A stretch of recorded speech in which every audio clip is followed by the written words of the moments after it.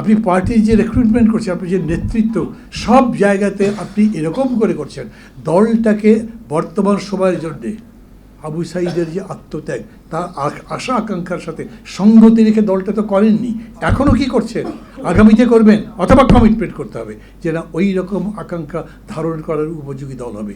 জনগণের কাছেও আমি বলবো, আপনারা যদি সেই দল বাছাই করতে না পারেন, সেই দল পছন্দ করতে না পারেন, সেই দলকে চিনে নিতে না পারেন, তাহলে বলে যে একটা দেশ সেই রকম শাসকই পায় আর জনগণ যেরকম তার যার জন্য যোগ্য আছে। আমাদের যে অভিযাত্রা সেটা মূলত ওই সময় শুরু। এখন তো এটা অন্তর্বর্তী সময়। অন্তর্বর্তী সময় কতদিন হবে? 1.5 বছর বা 2 বছর ধরে উনি যেরকম করে বলছেন, ওইটা নিয়ে কারো কারো উষ্মা থাকতে পারে, কেউ কেউ অপছন্দ করছেন, কিন্তু আমার কাছে মনে হয় দিস ইজ ভেরি লজিক্যাল। এই কারণে যে উনি যখন বলেন যে আবার ভোটার লিস্ট তৈরি করতে তো 6 মাস লাগবে, আমি মনে করি ঠিকই লাগবে।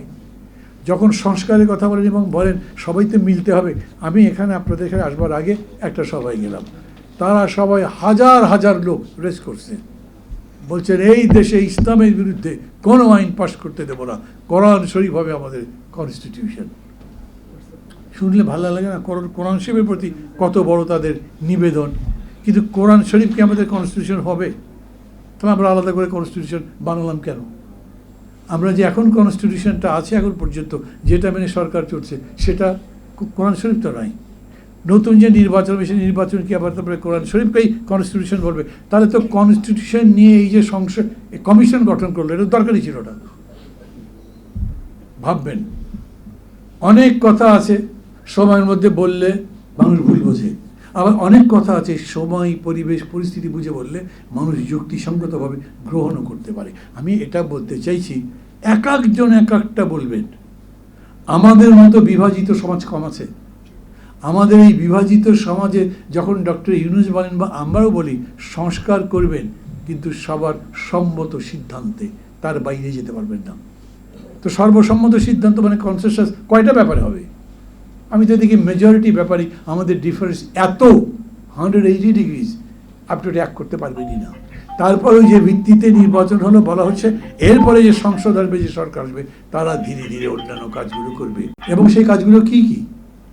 সেই কাজগুলোর মধ্যে তখন কিন্তু আছে, আপনি জনগণের গণতান্ত্রিক অধিকার যেরকম রক্ষা করবেন, জনগণের অর্থনৈতিক অধিকারও রক্ষা করতে হবে। জনগণের এখন যে মান আছে, জীবনের মান, পুরো সমাজের যে মান, তারও উন্নত করবেন। কেন গার্মেন্টস শ্রমিক তার ন্যায্য মূল্য পাবে না? কেন সরকারি কর্মচারী বা বেসরকারি কর্মচারী তারা বাঁচার মতো মজুরি পাবে না বা বেতন পাবে না? তার মানে জীবন আপনি উন্নত করতে চান, অর্থনীতি উন্নত করতে চান, বাংলাদেশকে একটা উন্নত দেশে নিয়ে যেতে চান। এই সবই তো আমাদের লক্ষ্য। সবই কিন্তু সংস্কারের মধ্যেও পড়বে, কিন্তু সব সংস্কার ধরছেন না। এখন একটা ভালো নির্বাচন করবার জন্য যেটুকু দরকার সেরকম করছেন। সেই নির্বাচনের মধ্যে দিয়ে যে সরকার আসবে, কোনো ধারণা করতে পারেন কি আসতে পারে, কারা আসতে পারে? এখন প্রশ্নের জবাব চাইছি না, জানি যে একজন একটা বলতে পারেন, সেই নিয়ে আবার বিতর্ক রাখবে, তার দরকার নেই। কিন্তু আমরা বুঝি সোভিয়েত ইউনিয়ন যখন পতন হয়েছে তখন আমেরিকা একক না, বাংলাদেশে এক সরকারের পতন হওয়ার কারণে এক দল একক হয়ে যাচ্ছে না? ধরেন তাই হবে। আমি তখন বলি সংস্কার যদি করতে হয়, করতে তো হবেই। রাজনৈতিক দলের মানে রাজনীতিরও সংস্কার চাই। রাজনীতির সংস্কার যদি না করতে পারে, রাজনীতির সংস্কার যদি করতে না পারেন, তাইলে আমাদের তো একটা ফিউডাল সোসাইটি, আমাদের এই সামন্তবাদী সমাজে আমরা মনে করি বড় ভাই যা বলেন তাই ঠিক, আমরা মনে করি আমার পিতা যা বলবেন তাই ঠিক। কিন্তু খেয়াল করবেন, একটা পুত্র তার পিতার চাইতে বেশি জ্ঞানী। আমার পিতা কম্পিউটার চালাতে পারেননি, আমার পিতা কম্পিউটার চালাতে পারেন না, উনি সাইবার ওয়ার্ল্ড সম্পর্কে কিচ্ছু জানেন না, আমি যতদূর জানি। আমার সন্তানের কাছে আমি কিছুই নই। ও যত দ্রুত টাইপ করতে পারে, যত দ্রুত নাম্বার কানেক্ট করতে পারে, যত দ্রুত ইন্টারনেটে যেতে পারে, আমার ততক্ষণে হয়তো দেখবেন যে 3 বার ভিমরি খেতে হবে, আমি পারি না। তারপরেও কিন্তু আমার কথাই চলে। আমাদের সোসাইটি, আমি গুরুজনদের অমান্য করতে, অশ্রদ্ধা করতে বলছি না, কেউই এরকম বলে না, কিন্তু জ্ঞান যখন প্রশ্ন আসবে তখন জ্ঞানের তো কোনো বিকল্প নাই। সত্যের কি কোনো বিকল্প আছে? আমরা যখন বলি democracy is a rule of majority, মানে সংখ্যাগরিষ্ঠের শাসন, তো সংখ্যাগরিষ্ঠ বলতো সূর্য পৃথিবীর চতুর্দিকে ঘুরে। কোপার্নিকাস বলেন না পৃথিবী সূর্যের চতুর্দিকে ঘোরে। বেচারা তো ফাঁসি হয়েছিল, কিন্তু সত্য কোনটা কোপার্নিকাস একা যা বলেছিলেন তাই সত্য সত্যই। ওটা কিন্তু মেজরিটি মাইনরিটি দিয়ে নির্ধারিত হয় না। কাজেই গণতন্ত্র যখন আপনি বলছেন তখন কেবল ভোটে মেজরিটি মাইনরিটি দিয়ে যে শাসন হবে সেটাই যে সর্বোত্তম তা নাও হতে পারে। এই জন্য গণতন্ত্র বলে তোমাকে একই সঙ্গে জ্ঞানের চর্চাও করতে হবে। এখন কি হচ্ছে, যা দৃশ্যমান তা আমাদেরকে খুব আশাবাদী করে না। দৃশ্যমান মানে ক্ষমতায় যারা আছে তাদের কাজেও খুব আশাবাদী হতে পারি না, আবার যারা আসবে বলে মনে হয় তাদের কাজেও খুব আশাবাদী হতে পারি না।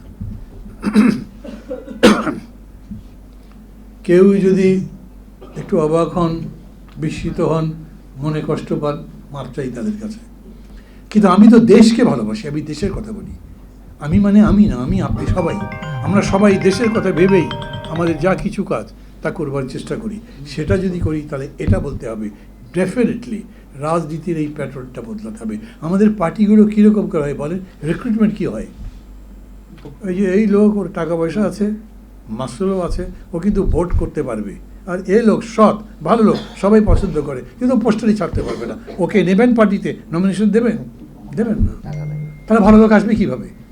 আপনি পার্টির যে রিক্রুটমেন্ট করছেন, আপনি যে নেতৃত্ব, সব জায়গাতে আপনি এরকম করে করছেন দলটাকে বর্তমান সময়ের জন্যে আবু সাঈদের যে আত্মত্যাগ, তার আশা আকাঙ্ক্ষার সাথে সঙ্গতি রেখে দলটা তো করেননি, এখনও কি করছেন, আগামীতে করবেন, অথবা কমিটমেন্ট করতে হবে যে না ওই রকম আকাঙ্ক্ষা ধারণ করার উপযোগী দল হবে। জনগণের কাছেও আমি বলবো, আপনারা যদি সেই দল বাছাই করতে না পারেন, সেই দল পছন্দ করতে না পারেন, সেই দলকে চিনে নিতে না পারেন, তাহলে বলে যে একটা দেশ সেই রকম শাসকই পায় আর জনগণ যেরকম তার যার জন্য যোগ্য আছে। আপনি যদি চিনতেই না পারেন তাহলে ওই মানুষগুলোই তো আসবে। এখন থেকে ঠিক করতে হবে কেবল মার্কার উপরে যাবে নাকি মানুষের উপরে যাবে, কেবল মার্কার উপরে যাবে নাকি দলের আদর্শ নীতি, তার চর্চা, প্রতিদিনের অনুশীলন তার উপরে যাবে।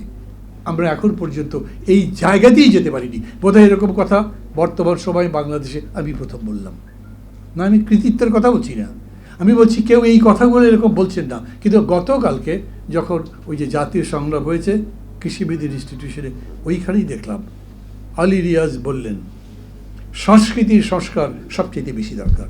খুব ভালো লেগেছে আমার। তারপরে যারা যারা বক্তৃতা করলেন, ইয়ং যারা আছে তারা সবাই বলছে নিশ্চয়ই এই দৃষ্টিভঙ্গি বদলাতে হবে। কি এ গেল তো বিয়ে এসে জায়গা দখল করে ফেললো, এবং তারপরে তার কথাই চলছে। এবং কে বক্তৃতা একটু আগে বললেন যে এখন আমলা বলেন, পুলিশ বলেন, সবাই মনে করে 1.5 বছর পরে তো বিয়ে আসবে, ওর কথা মতোই চলি, অন্যের কথা শোনার দরকার নেই। এটাই তো বিউরোক্রেসি। আমলাতন্ত্র তো এরকম করেই চলে না। সিদ্দিকুর রহমান সাহেবের কথা বলছি না, হি ইজ ডিফারেন্ট। আপনারা যেরকম বললেন, যোগ করলাম, সরি। আপনাদেরও এই অবস্থা নেই যে তারা ইন্ডিপেন্ডেন্টলি বিদ্রোহ করবেন। যারা বড় অফিসার তাদেরও উপরের কথা শুনতে হয়, নির্দেশ মানতে হয়। আমাদের পুলিশ এত করাপ্ট হলো কেন? কারণ তাদের নির্দেশ না মেনে কোনো উপায় ছিল না, নির্দেশ মানতে হবে, সেই রকম আইন ছিল। অতএব বলছি ডেফিনেটলি আইন এমন করে সংস্কার করতে হবে, আমাদের কনস্টিটিউশন এমনভাবে ডেমোক্রেটিক করতে হবে যাতে আমাদের total society can be Democratic, মানুষের গণতান্ত্রিক অধিকার যাতে প্রতিষ্ঠিত হয় সেরকম করে। অতএব ওই যে বলে পুলিশ একটা অন্যায় অর্ডার মানবে না, তার সে অধিকার থাকা উচিত, সে যাতে কোর্টে যেতে পারে, এবং কোর্টও তত ফ্রি হওয়া উচিত যাতে সে জাজমেন্ট দিতে পারে। আমি অনেকগুলো উদাহরণ দিতে পারি এখানে যে কীরকম করে মানবাধিকার অতীতে লঙ্ঘিত হয়েছে। জাস্ট 1 মিনিটও লাগবে একটা কথা বলি। একটা ছেলেকে একটা স্বীকারোক্তি আদায় করবার জন্য পুলিশ অনেক অত্যাচার করেছে, সে মানে না। তারপর একদিন সন্ধ্যার সময় উঠে নিয়ে গেছে গাড়িতে করে, সারা রাত ধরে ঘুরায়, আর তাকে বলে আজকেই তোর শেষ রাত, এখন তো ক্রসে দেবো তোকে, ইত্যাদি ইত্যাদি। তারপর একদম ভোর যখন হয় তখন একটা বড় মাঠের কাছে ঘরের মধ্যে নিয়ে গেছে, নিয়ে বলছে নামাজ পড়, এই শেষ নামাজ, আল্লাহর কাছে মাপ টাপচা, তোর কিন্তু আর কোনো উপায় নেই। ছেলেটা আমাকে বলেছে, জেলে ছিলাম আমরা একসাথে, বললো যে আমি নামাজে কাঁদতে কাঁদতে বললাম আল্লাহর কাছে, আল্লাহ আমি এই অন্যায় যদি করি তুমি মাফ করো, আবার জান তো বাঁচাতে হবে, আমাকে ক্ষমা করে দিও তুমি। আর যার বিরুদ্ধে তাকে বলতে হবে উনি একদিন নিশ্চয়ই বুঝবেন আমি এটা করিনি। বলেছে, তারপরে আসছে, চল এখন যাই, ক্রসে দেবো তোকে। বলেছে না আমি আপনাদের কথা মানছি। তখন পরের দিন তাকে কোর্টে নিয়ে গেছে।